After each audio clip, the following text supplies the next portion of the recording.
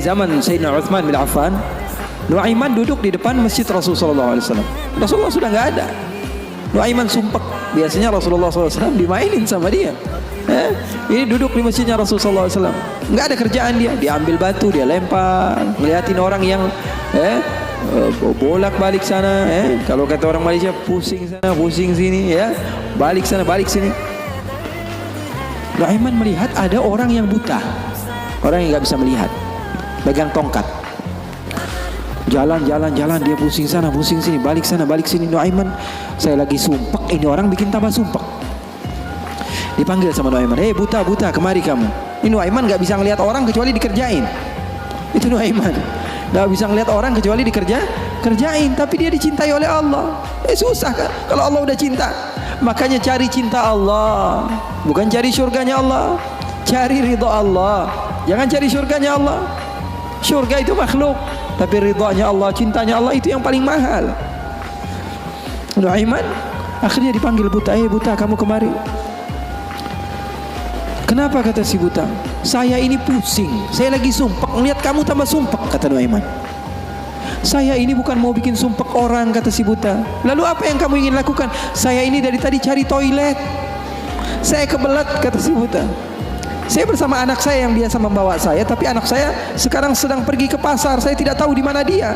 Saya sudah nggak kuat, kata Nuaiman. Oh, kamu cari toilet, bilang dari tadi, nanti saya bantu, kata Nuaiman. Dipegang tangannya sama Nuaiman. Ini mau balas dendam ini Nuaiman. Ini dipegang tangannya, dibawa kemana? Ke masjidnya Rasulullah Sallallahu Alaihi Wasallam. Dulu masjid nggak ada toiletnya, beda sama sekarang. Sekarang orang ke rest area, ngeliat ada mesinnya nggak? Ada. Mau ngapain? Mau sholat duha? Bukan, cari toiletnya. Orang zaman sekarang kan begitu. Maka Nuaiman memegang tangan si buta, dibawa ke masjidnya Rasulullah. Kira-kira sudah dekat mihrab, di samping, di depan, katanya, oh ini toiletnya. Kamu mau ngapain? Terserah kamu di sini. Apakah sudah tidak ada orang di belakang saya? Tidak ada, sudah aman tempatnya. Nuaiman kabur udah nggak ngurusin lagi udah. Orang lagi sholat banyak, sahabat-sahabat tabi'in lagi pada sholat. Ini tiba-tiba di depan, bayangin di depan situ ada yang buka celana. Yang lagi sholat, mereka mempercepat sholatnya, lalu maju ke depan, ingin dipukul ini orang. Ternyata ketika dilihat, wah buta ternyata. Kenapa kamu berani buang air kecil di masjidnya Rasulullah? Awa masjidi Rasulullah. Apakah ini masjidnya Rasulullah? Iya, ini masjidnya Rasulullah. Inna lillahi wa inna ilaihi raji'un. Kata siapa? Si buta ini. Tadi saya cari-cari toilet, tiba-tiba saya berjumpa dengan orang yang sepertinya orang baik. Dari tutur bicaranya adalah orang baik. Dia katakan ini adalah toilet, tempat buang air kecil. Kata sahabat-sahabat, pasti ulahnya Nuaiman. Karena semua sudah tahu, sudah ini kerjaan Nuaiman, gak ada selain dia. Maka siapa-siapa, kata si buta? Nuaiman.